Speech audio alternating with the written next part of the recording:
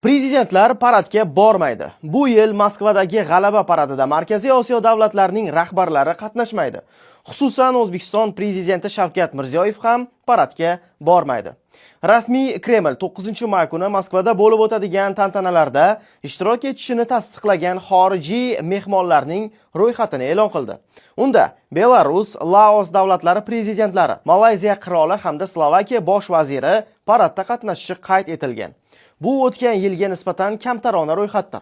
Taqqoslash uchun 2025-yilgi G'alaba paradida Xitoy raisi Si Jinping, Braziliya prezidenti Lula da Silva shuningdek jami 30 ga yaqin davlatlarning yetakchilari qatnashgan edi.